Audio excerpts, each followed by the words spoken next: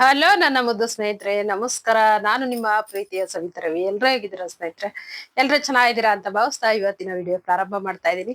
ನಿಮ್ಗೆ ಏನಾದ್ರೂ ಇವತ್ತಿನ ನನ್ನ ವಿಡಿಯೋ ಸ್ವಲ್ಪನಾದ್ರೂ ಇಷ್ಟ ಆಗಿತ್ತಂದ್ರೆ ತಪ್ಪದೆ ನಿಮ್ಮದಾದ ಒಂದು ಲೈಕ್ ಇರ್ಲಿ ಸ್ನೇಹಿತರೆ.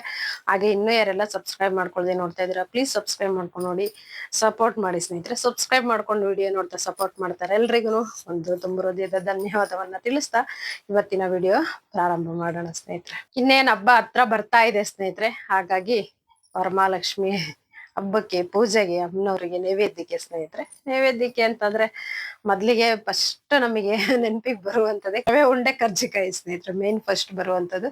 ಹಾಗಾಗಿ ಇವತ್ತಿನ ವಿಡಿಯೋದಲ್ಲಿ ರವೆ ಉಂಡೆ ಮಾಡ್ತಿದ್ದೀನಿ, ಕರ್ಜಿಕಾಯಿ ನೆಕ್ಸ್ಟ್ ಶೇರ್ ಮಾಡ್ಕೊಳ್ತೀನಿ. ಮೊದ್ಲಿಗೆ ಬಂದ್ಬಿಟ್ಟು ರವೆ ಉಂಡೆಯಿಂದಾನೇ ಪ್ರಾರಂಭ ಮಾಡ್ತಾ ಇದ್ದೀನಿ ಸ್ನೇಹಿತರೆ. ಹಾಗಾಗಿ ನಿಮ್ ಜೊತೆ ಹಾಗೇನೆ ಸ್ವಲ್ಪ ಮಾತಾಡ್ಕೊಳ್ತಾ ವಿಡಿಯೋ ಮಾಡೋಣ ಅಂತೇಳಿ ಪ್ರಾರಂಭ ಮಾಡಿದ್ದೀನಿ ಸ್ನೇಹಿತರೆ. ಇಲ್ಲಿ ಸ್ನೇಹಿತರೆ ರವೆ ಉಂಡೆ ಮಾಡೋದಕ್ಕೆ 1 ಕಪ್ ರವೆ ತಗೊಂಡಿದೀನಿ, 3/4 ಕಪ್ ಸಕ್ಕರೆ, 1-2 ಏಲಕ್ಕಿ, ಹಾಗೇನೆ ಒಣ ಕೊಬ್ಬರಿ, ಮತ್ತೆ ದ್ರಾಕ್ಷಿ, ಗೋಡಂಬಿ. ದ್ರಾಕ್ಷಿ ಇಟ್ಕೊಂಡಿಲ್ಲ, ಗೋಡಂಬಿ ಅಷ್ಟೇ ಇಟ್ಕೊಂಡಿದೀನಿ. ಮತ್ತೆ ತುಪ್ಪ ಸ್ನೇಹಿತರೆ, ಇಷ್ಟೆಲ್ಲ ಬೇಕು. ನಾನಿಲ್ಲಿ ತುಪ್ಪದಲ್ಲಿ ಮಾಡ್ತಾ ಇಲ್ಲ, ಕೊಬ್ಬರಿ ಎಣ್ಣೆಯಲ್ಲಿ ಮಾಡ್ತಾ ಇರೋದ್ರಿಂದ ನಾನು ಅದನ್ನ ತೋರಿಸಿಲ್ಲ ಸ್ನೇಹಿತರೆ. ಇಷ್ಟೆಲ್ಲ ಬೇಕು. ಹಾಗೇನೆ ಇದಕ್ಕೆ ಪಾಕ ತೆಗಿಬೇಕಂತ ಗೋಸ್ಲಿಲ್ಲ, ಏನಿಲ್ಲ ಸ್ನೇಹಿತರೆ. ಸಿಂಪಲ್ ಆಗಿ ಸರಳವಾಗಿ ತುಂಬಾನೇ ಮೃದುವಾಗಿರುವಂತ ರವೆ ಉಂಡೆಗಳನ್ನ ಮಾಡೋದು ಹೇಗೆ ಅಂತೇಳಿ ನೋಡ್ಕೊಂಬರೋಣ ಬನ್ನಿ. ಹಾಗೇನೆ ನೀವು ದ್ರಾಕ್ಷಿ ಎಲ್ಲ ಹಾಕೊಳ್ಳಿ ಸ್ನೇಹಿತರೆ. ನಮ್ಮ ಮನೆಯಲ್ಲಿ ನಮ್ ಚಿಕ್ಕ ಮಗುಗ್ ಬಂದ್ಬಿಟ್ಟು ದ್ರಾಕ್ಷಿ ಎಲ್ಲ ಸ್ವಲ್ಪ ಇತ್ತು ಅಂದ್ರೆ ಇದನ್ನ ಮಾಡ್ತಾ ಇರ್ತಾನೆ, ಹಾಗಾಗಿ ನಾನು ಸೇರಿಸ್ಕೊಂಡಿಲ್ಲ. ಹಾಗೇನೆ ಇಲ್ಲಿ ನೋಡಿ, ಒಂದು ಮಿಕ್ಸಿ ಜಾರನ್ನ ತಗೊಂಡು ಅದಕ್ಕೆ ಸಕ್ಕರೆಯನ್ನ ಹಾಕಿ ಪುಡಿ ಮಾಡ್ಕೊಳ್ಬೇಕು ಸ್ನೇಹಿತರೆ. ಹಾಕೊಳ್ತಾ ಇದೀನಿ, ಈಗ ಪುಡಿನೂ ಮಾಡ್ಕೊಂಡೆ ಆಯ್ತು ಸ್ನೇಹಿತರೆ. ಈಗ ಒಂದು ಕಡಾಯಿ ಇಟ್ಕೊಂಡು ಅದಕ್ಕೆ ಸ್ವಲ್ಪ 1/4 ಕಪ್ ಅಷ್ಟು ಕೊಬ್ಬರಿ ಎಣ್ಣೆಯನ್ನ ಸೇರ್ಸಿದೀನಿ. ಇದಕ್ಕೆ ಸ್ನೇಹಿತರೆ ದ್ರಾಕ್ಷಿ ಗೋಡಂಬಿ ಏನ್ ಇಟ್ಕೊಂಡಿರ್ತೀವಲ್ಲ ಅದನ್ನ ಹಾಕಿ ಮೊದ್ಲಿಗೆ ಫ್ರೈ ಮಾಡ್ಕೊಂಡು ನಂತರ ರವೆ ಸೇರಿಸ್ಕೊಳ್ಬೋದಿತ್ತು. ನಾನೇನ್ ಮಾಡ್ತಿದ್ದೆ, ಅರ್ಜೆಂಟ್ ಅಲ್ಲಿ ಹಾಕ್ಬಿಟ್ಟೆ ಸ್ನೇಹಿತರೆ ರವೆಯನ್ನ. ನೀವು ಮಾಡೋದಾದ್ರೆ ತುಪ್ಪ ಏನ್ ಹಾಕೊಂಡಿರ್ತೀರಲ್ಲ ಅದ್ರಲ್ಲೇನೆ ಹಾಕೊಂಡ್ಬಿಟ್ಟು ಚೆನ್ನಾಗಿ ಫ್ರೈ ಮಾಡ್ಕೊಂಡು ನಂತರ ರವೆ ಸೇರಿಸ್ರಿ. ನೋಡಿ ಇಲ್ಲಿ ನಾನು ಸ್ವಲ್ಪ ರವೆ ಬಿಸಿ ಆಯ್ತಲ್ವಾ, ಪಕ್ಕಕ್ಕೆ ತೆಗ್ದಿಟ್ಟು ಈಗ ಪುಟ್ಟದೊಂದು ಇದನ್ನ ಇಟ್ಕೊಂಡ್ಬಿಟ್ಟು ಅದಕ್ಕೆ ಸ್ವಲ್ಪ ಎಣ್ಣೆ ಸೇರಿಸಿ ಈಗ ಹಾಕೊಳ್ತಾ ಇದೀನಿ ನೋಡಿ ಸ್ನೇಹಿತರೆ. ದ್ರಾಕ್ಷಿ ಎಲ್ಲ ಹಾಕಿದ್ರೆ ತುಂಬಾ ಚೆನ್ನಾಗಿರುತ್ತೆ ಸ್ನೇಹಿತರೆ, ಆರೋಗ್ಯಕ್ಕೂ ಒಳ್ಳೇದು. ತುಪ್ಪದಲ್ಲಿ ಮಾಡಿದ್ರಂತೂ ಇನ್ನ ತುಂಬಾನೇ ಒಳ್ಳೇದು ಸ್ನೇಹಿತರೆ.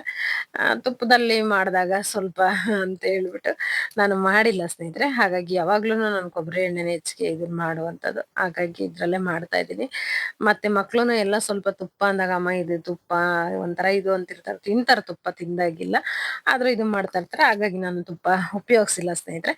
ಈಗ ಫ್ರೈ ಮಾಡ್ಕೊಂಡಂತ ಗೋಡಂಬಿ ಏನಿದೆ ಅಂತಲ್ವಾ ರವೆ ಒಳಗಡೆ ಹಾಕ್ಬಿಟ್ಟು ಸ್ವಲ್ಪ ಚೆನ್ನಾಗಿ ಮತ್ತೆ ಒಂದು ತರ ಫ್ರೈ ಮಾಡ್ಕೊಳ್ತಾ ಇದೀನಿ. ಯಾಕಂದ್ರೆ ಅದ್ರಲ್ಲೂ ಎಣ್ಣೆ ಅಂಶ ಎಲ್ಲ ಇತ್ತಲ್ವಾ, ಅದೆಲ್ಲದು ಚೆನ್ನಾಗಿ ಹೊಂದ್ಕೊಳ್ಬೇಕು. ನಂತರ ಇದಕ್ಕೆ ಬಂದ್ಬಿಟ್ಟು ನಾವು ಒಣ ಕೊಬ್ಬರಿ ಏನ್ ಇಟ್ಕೊಂಡಿರ್ತೀವಲ್ವಾ ಅದನ್ನ ಸೇರಿಸ್ಬೇಕು ಸ್ನೇಹಿತರೆ. ನೋಡಿ ಇಲ್ಲಿ ಒಣ ಕೊಬ್ಬರಿಯನ್ನ ಸೇರಿಸ್ತಾ ಇದ್ದೀನಿ ಸ್ನೇಹಿತರೆ. ಈ ಒಣ ಕೊಬ್ಬರಿ ಬಂದ್ಬಿಟ್ಟು ಎಸಳಾಗಿ ಉದ್ದಕ್ಕೆ ಸ್ವಲ್ಪ ದೊಡ್ಡ ದೊಡ್ಡ ಎಳೆ ಇತ್ತು ಅಂದ್ರೆ ಒಂದೇ ಒಂದ್ ರೌಂಡ್ ಮಿಕ್ಸಿ ಜಾರಲ್ಲಿ ಪುಡಿ ಮಾಡ್ಕೊಂಡ್ಬಿಡಿ ಸ್ನೇಹಿತರೆ, ತುಂಬಾನೇ ಚೆನ್ನಾಗಿರುತ್ತೆ. ಇದ್ರ ಬದಲಾಗಿ ನೀವು ತೆಂಗಿನಕಾಯಿ ತುರಿ ಹಾಕೊಳ್ತೀವಿ ಅಂದ್ರೆ ಖಂಡಿತವಾಗ್ಲೂ ಹಸಿದು ಹಾಕೊಳ್ಬಹುದು, ಅದನ್ನು ಕೊಡುತ್ತೆ ಸ್ನೇಹಿತರೆ. ಆದ್ರೆ ಏನಂದ್ರೆ ಒಣ ಕೊಬ್ಬರಿ ಹಾಕೊಂಡಾಗ ತುಂಬಾ ಚೆನ್ನಾಗಿರುತ್ತೆ. ಹಾಗಾಗಿ ಅದು ಹಸಿ ಕೊಬ್ಬರಿ ಹಾಕೊಂಡ್ರೆ ಹೆಚ್ಚಿಗೆ ದಿನ ಇಟ್ಕೊಳ್ಳೋದಕ್ಕೆ ಬರಲ್ಲ. ನಂತರ ಇಲ್ಲಿ ಸಕ್ಕರೆ ಸೇರಿಸ್ತಾ ಇದೀನಿ ನೋಡಿ ಸ್ನೇಹಿತರೆ. ಒಣ ಕೊಬ್ಬರಿ ಉಪಯೋಗಿಸೋದ್ರಿಂದ ನಾವು ಹೆಚ್ಚಿಗೆ ದಿನದವರೆಗೂ ಇಟ್ಕೊಳ್ಬಹುದು, ಚೆನ್ನಾಗಿರುತ್ತೆ, ಆರೋಗ್ಯಕ್ಕೂ ತುಂಬಾನೇ ಒಳ್ಳೇದು. ಹಸಿ ಕೊಬ್ಬರಿನೂ ಒಳ್ಳೇದೇ ಸ್ನೇಹಿತರೆ, ಆದ್ರೆ ಹೆಚ್ಚಿಗೆ ದಿನ ಇಟ್ಕೊಳಕ್ ಬರೋದಿಲ್ಲ. ಹಾಗಾಗಿ ಈಗ ಸಕ್ಕರೆ ಏನ್ ಸೇರ್ಸುದ್ನಲ್ವಾ ಈ ಹಂತದಲ್ಲಿ ಬಂದ್ಬಿಟ್ಟು ನಾನು ಸ್ಟವ್ ಅನ್ನ ಆಫ್ ಮಾಡಿದ್ದೀನಿ ಸ್ನೇಹಿತರೆ. ಯಾಕಂದ್ರೆ ರವೆ ತುಂಬಾ ಬಿಸಿ ಆಗಿರುತ್ತಲ್ವಾ, ಇದಕ್ಕೆ ನಾವು ಪುಡಿ ಬೇರೆ ಮಾಡ್ಕೊಂಡಿರ್ತೀವಲ್ವಾ ಸಕ್ಕರೆನ, ಹಾಗಾಗಿ ಬೇಗನೆ ಕರಗ್ಬಿಡುತ್ತೆ, ಅಂದ್ರೆ ಹೊಂದ್ಕೊಂಡ್ಬಿಡುತ್ತೆ ಸ್ನೇಹಿತರೆ ಅದು. ನಂತರ ಇಲ್ಲಿ ನೀವು ಹಾಲು ಉಪಯೋಗಿಸೋದಾದ್ರೆ ಉಗುರು ಬೆಚ್ಚಗಿರುವಂತ ಹಾಲು ಉಪಯೋಗಿಸ್ಕೊಳ್ಳಿ. ನಾನಿಲ್ಲಿ ಹಾಲನ್ನು ಉಪಯೋಗಿಸಲ್ಲ, ಹಾಗಾಗಿ ಬಿಸಿ ನೀರನ್ನ ಕಾಯಿಸ್ಕೊಂಡ್ಬಿಟ್ಟು ಸೇರಿಸ್ಕೊಳ್ತಾ ಇದ್ದೀನಿ. ನಾವು ಒಂದ್ ಕಡೆ ರವೆ ಹುರ್ಕೊಳ್ತಾ ಇದ್ರೆ ಪಕ್ಕದಲ್ಲಿ ಒಂದ್ ಬಟ್ಲಲ್ಲಿ ಇಟ್ಕೊಂಡ್ಬಿಟ್ಟು ಬಿಸಿ ನೀರು ಕಾಯ್ತಲ್ವಾ ಅದನ್ನ ಹಾಕೊಂಡು ಬೇಗ ಮಾಡ್ಕೊಳ್ಬಹುದು, ಪರವಾಗಿಲ್ಲ, ನಡೆಯುತ್ತೆ ಸ್ನೇಹಿತರೆ. ನಾನಿಲ್ಲಿ ಒಂದೊಂದು ಇದನ್ನು ತೋರಿಸಿದೀನಿ ಅಷ್ಟೇನೆ. ಈಗ ಚೆನ್ನಾಗಿ ಹೊಂದಿಸ್ಕೊಳ್ಬೇಕು ನೀರ. ಸ್ವಲ್ಪ ನೋಡ್ತಾ ಇದೀನಿ ಏನಂದ್ರೆ ಉಂಡೆ ಕಟ್ಟೋದಕ್ ಬರುತ್ತಾ ಹೇಗೆ ಅಂತ ಹೇಳಿ. ಇನ್ನೊಂದ್ ಸ್ವಲ್ಪ ನೀರ್ ಬೇಕನ್ನಿಸ್ತು ಸ್ನೇಹಿತರೆ, ಹಾಗಾಗಿ ಮತ್ತೆ ಇನ್ನೊಂದ್ ಸ್ವಲ್ಪ ನೀರನ್ನ ಸೇರಿಸಿದೀನಿ. ನೀರನ್ನ ಸೇರಿಸ್ಬಿಟ್ಟು ಚೆನ್ನಾಗಿ ಎಲ್ಲ ಹೊಂದಿಸಿ ಒಂದ್ 5 ನಿಮಿಷ ಸ್ನೇಹಿತರೆ ಒಂದು ಪ್ಲೇಟ್ ಅನ್ನ ಮುಚ್ಚಿಟ್ಬಿಟ್ಟು ನಂತರ ಉಂಡೆ ಕಟ್ಟಿದ್ರೆ ತುಂಬಾನೇ ಮೃದುವಾಗಿರುವಂತ ಉಂಡೆಗಳು ಬರುತ್ತೆ. ಆದ್ರೆ ನಾನೇನ್ ಮಾಡಿದೆ, ಅವಾಗೇನೆ ಬೇಗ ಉಂಡೆ ಕಟ್ಟಿದ್ದೇನೆ ಸ್ನೇಹಿತರೆ, ತುಂಬಾನೇ ಚೆನ್ನಾಗ್ ಬಂದಿರುತ್ತೆ. ಇದು ಏನ್ ಗೊತ್ತಾ, ನಾವು ಪಾಕ ಎಲ್ಲ ತೆಗ್ದಿರೋದಿಲ್ಲ, ಏನಿಲ್ಲಲ್ಲ, ಮೇಲ್ಗಡೆ ನೋಡೋದಕ್ಕೆ ನೋಡೋದಕ್ಕೆ ಸ್ವಲ್ಪ ಇದು ಅನ್ನಿಸ್ತಾ ಇರುತ್ತೆ, ಆದ್ರೂ ಒಳಗಡೆ ಎಷ್ಟು ಸಾಫ್ಟ್ ಇರುತ್ತೆ ಗೊತ್ತಾ, ತುಂಬಾನೇ ಚೆನ್ನಾಗಿ ಬಂದಿರುತ್ತೆ ಸ್ನೇಹಿತರೆ. ಪಾಕ ತೆಗಿಯುವಂತ ಇದಿಲ್ಲ, ಏನಿಲ್ಲ. ಪಾಕ ಬಂತ ಹೇಗೆ ಅಂತೇಳಿ ನೋಡ್ತಾ ಇರ್ಬೇಕು, ಮಾಡ್ತಾ ಇರ್ಬೇಕು. ಅದರದೆಲ್ಲ ಗೋಜಲಿಲ್ದೇನೆ ಸಿಂಪಲ್ ಆಗಿ ಸರಳವಾಗಿ ಮಾಡುವಂಥದ್ದು ಸ್ನೇಹಿತರೆ. ಈ ರೀತಿಯಾಗಿ ನೀವು ಒಮ್ಮೆ ಟ್ರೈ ಮಾಡಿ ಸ್ನೇಹಿತರೆ. ಹಾಗೇನೆ ನಾನು ಪ್ರತಿ ವರ್ಷ ಅನ್ನೋದಕ್ಕಿಂತ ಎಷ್ಟ್ ಸಲ ಮಾಡಿರ್ತೀನಿ ಸ್ನೇಹಿತರೆ. ಯಾವಾಗ ಮಾಡಿದ್ರು ಊರಲ್ಲಿ ಹೋದಾಗ ಮಾಡಿರ್ತೀನಿ, ಯಾವಾಗ್ಲೂ ಮಾಡ್ದಾಗ್ಲೂ ನಾನು ಇದೇ ಮೆಥಡ್ ಅಲ್ಲೇ ಮಾಡುವಂಥದ್ದು ಸ್ನೇಹಿತರೆ. ತುಂಬಾನೇ ಚೆನ್ನಾಗಿರುತ್ತೆ. ನಾವು ಇಷ್ಟು ಎಲ್ರಿಗೂ ಇಷ್ಟ ಆಗುತ್ತೆ ಸ್ನೇಹಿತರೆ. ಹಾಗಾಗಿ ನಾನು ಯೂಟ್ಯೂಬ್ ಪ್ರಾರಂಭ ಮಾಡಿದಾಗಿಂದ ತೋರಿಸ್ಕೊಂಡು ಬಂದಿದ್ದೀನಲ್ವಾ ಇಲ್ಲಿವರೆಗೂ, ಆ ಎಲ್ಲ ವಿಡಿಯೋದಲ್ಲೂ ನಾನು ಇದೇ ರೀತಿಯಾಗಿನೇ ತೋರಿಸಿರುವಂಥದ್ದು. ಚೆನ್ನಾಗಿರುತ್ತೆ, ಸರಳವಾಗಿ ಸುಲಭವಾಗಿ ಪಟ್ ಅಂತ ಮಾಡುವಂಥದ್ದು. ನೋಡಿ ಎಷ್ಟು ಚಂದ ಬಂದಿದೆ ಅಲ್ಲ, ತುಂಬಾನೇ ಚೆನ್ನಾಗಿ ಕಾಣಿಸ್ತಾ ಇತ್ತು ಸ್ನೇಹಿತರೆ. ನಿಮ್ಗೂ ಏನಾದ್ರು ಇವತ್ತಿನ ನನ್ನ ವಿಡಿಯೋ ಸ್ವಲ್ಪನ ಇಷ್ಟ ಆಗಿದ್ರೆ, ಸ್ವಲ್ಪನಾದ್ರೂ ಇಷ್ಟ ಆಗಿತ್ತಂದ್ರೆ ತಪ್ಪದೆ ನಿಮ್ಮದಾದ ಒಂದು ಲೈಕ್ ಇರ್ಲಿ ಸ್ನೇಹಿತರೆ. ಹಾಗೆ ಇನ್ನೂ ಯಾರೆಲ್ಲ ಸಬ್ಸ್ಕ್ರೈಬ್ ಮಾಡ್ಕೊಳ್ದೆ ನೋಡ್ತಾ ಇದ್ದೀರಾ, ಪ್ಲೀಸ್ ಸಬ್ಸ್ಕ್ರೈಬ್ ಮಾಡ್ಕೊಂಡು ನೋಡಿ, ಸಪೋರ್ಟ್ ಮಾಡಿ ಅಂತ ಕೇಳ್ಕೊಳ್ತೀನಿ. ಹಾಗೇನೆ ಸಬ್ಸ್ಕ್ರೈಬ್ ಮಾಡ್ಕೊಂಡು ವಿಡಿಯೋ ನೋಡ್ತಾ ಇರೋರೆಲ್ರಿಗೂ ಒಂದು ತುಂಬ ಹೃದಯದ ಧನ್ಯವಾದವನ್ನ ತಿಳಿಸ್ತೀನಿ ಸ್ನೇಹಿತರೆ.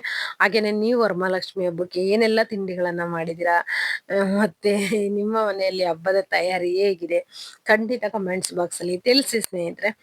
ಮತ್ತೆ ಇನ್ನ ರೆಸಿಪಿಗಳು ಏನೆಲ್ಲ ಮಾಡ್ತೀನಿ ಅನ್ನುವಂಥದ್ದು ಖಂಡಿತವಾಗ್ಲೂ ನಿಮ್ ಜೊತೆ ಶೇರ್ ಮಾಡ್ಕೊಳ್ತೀನಿ ಸ್ನೇಹಿತರೆ. ಇನ್ನೇನ್ ಹಬ್ಬ ಹತ್ರ ಬಂದೇ ಬಿಡ್ತಂತಾನೆ ಹೇಳ್ಬೋದು. ಆದ್ರೂ ನಮ್ದು ಹಬ್ಬದ ತಯಾರಿ ನಡೆದಿದೆ ಸ್ನೇಹಿತರೆ. ಸ್ವಲ್ಪ ನಮ್ಮ ಕೈಲಿ ಎಷ್ಟು ಸಾಧ್ಯ ಆಗುತ್ತಾ ಅಷ್ಟು ನಾನು ಮಾಡೋದಕ್ಕೆ ಪ್ರಯತ್ನ ಪಡ್ತೀನಿ ಸ್ನೇಹಿತರೆ, ಅಷ್ಟೇನೆ. ನೋಡೋಣ, ತಾಯಿಯ ಆಶೀರ್ವಾದ, ಅಮ್ಮನವರ ಆಶೀರ್ವಾದ ಸದಾಕಾಲ ನಿಮ್ಮೆಲ್ರಿಗೂ ಇರ್ಲಿ ಅಂತ ಕೇಳ್ಕೊಳ್ತಾ ಉಂಡೆ ರೆಡಿ ಆಗ್ಬಿಟ್ಟು ನೋಡಿ ಸ್ನೇಹಿತರೆ. ತುಂಬಾನೇ ಚೆನ್ನಾಗಿ ಬಂದಿದ್ದು, ಸಕ್ಕರೆ ಎಲ್ಲದನ್ನು ಕರೆಕ್ಟ್ ಆಗಿ ಅಳತೆಯಲ್ಲಿ ಕರೆಕ್ಟ್ ಆಗಿ ತುಂಬಾ ಚೆನ್ನಾಗಿ ಬಂದಿದೆ. ಹಾಗೇನೆ ನೋಡಿ, ಈ ಪ್ಲೇಟ್ ಅಲ್ಲೂ ಸ್ವಲ್ಪ ಇಟ್ಟಿದ್ದೆ ಸ್ನೇಹಿತರೆ, ಯಾಕಂದ್ರೆ ಒಂದೇ ಪ್ಲೇಟ್ ಅಲ್ಲಿ ಸರಿ ಆಗ್ಲಿಲ್ಲ. ಹಾಗಾಗಿ ಇವತ್ತಿನ ವಿಡಿಯೋ ಇಷ್ಟ ಆಗಿದ್ರೆ ತಪ್ಪದೆ ಲೈಕ್ ಇರ್ಲಿ. ನಮಸ್ಕಾರ, ಮತ್ತೊಂದು ವಿಡಿಯೋದಲ್ಲಿ